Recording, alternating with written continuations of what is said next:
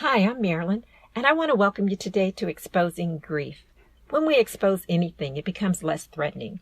To expose loss and grief will provide us with some emotional control. In 2020, we laid the foundation for these conversations. Over 12 episodes, we explain how loss and grief can and does occur at any age or any stage in life. You can go back and listen to those foundational podcast episodes, or you can begin listening today as part of your personal journey to be more mentally and emotionally healthy. This journey is personal.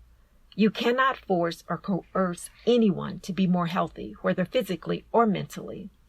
Someone has to be willing to do all the hard work in order to see results. You can, of course, encourage someone along the way. Success can involve a community who believes you can be successful. I want to remind you that I am not a therapist, psychiatrist, psychologist, or any professional from the field of mental health. I am, however, someone who has lived many years. I have experienced my own loss, grief, and mental struggles, and I have observed others as they have dealt with similar challenges. Even though society may view taking care of yourself mentally and emotionally as a weakness, please know that in reality, anyone can become stronger as they face any part of themselves that needs to be strengthened, whether that is physical or mental. If you are someone who is dealing with or has dealt with survivor's guilt, know that you are not alone. Terrible things happen in life, which are unexplainable and cannot be put into a neat little package. Of course, our minds like order, but order is not always possible. If you know anyone who was in the military and had the misfortune of seeing a friend get killed, then that person who survived can experience survivor's guilt. The person may question why the bullet or bomb missed them. In fact, the person may even believe they don't deserve to be alive, but the deceased does. These thoughts can play over and over in their minds, interfering with sleep and daily activities. The human psyche is very complex. Most of us don't know ourselves very well. Therefore, it is hard to believe or even accept that we can know others. Who has the right to determine who lives and who dies? This is a question that is as old as mankind itself. Do we believe anyone answers this question before a war breaks out or gang violence occurs?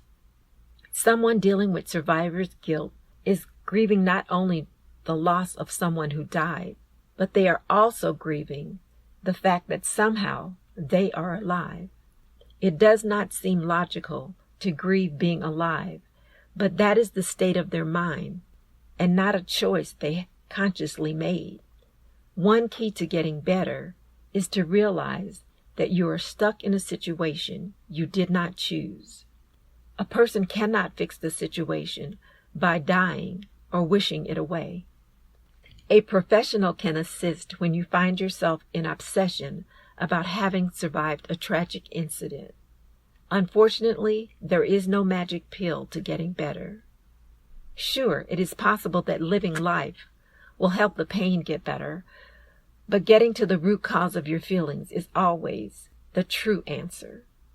Whether you realize that someone along your path told you that your life had no value, or you think the other person had more value, a professional can help you sort through all the emotions involved. For some people, the process to being free of the guilt will take years. For others, it may not take quite as long if they have already realized the importance of emotional and mental health and have a history of getting help in order to improve themselves in that area of their lives. There's another barrier to getting past survivor's guilt that may be a modern-day phenomena. If the incident you were involved in becomes newsworthy, then there may be additional trauma involved when cameras and reporters are in your space asking questions that you don't really want to answer.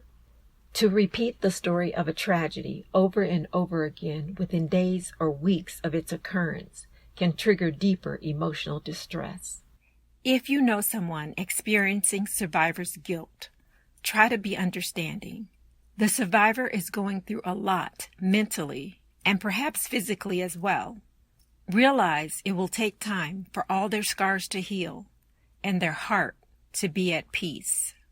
These conversations about loss, grief, and emotional well-being are necessary and perhaps well overdue. Be a part of these important conversations. I want to thank you so much for joining me today. I hope to visit with you next time on Exposing Grief.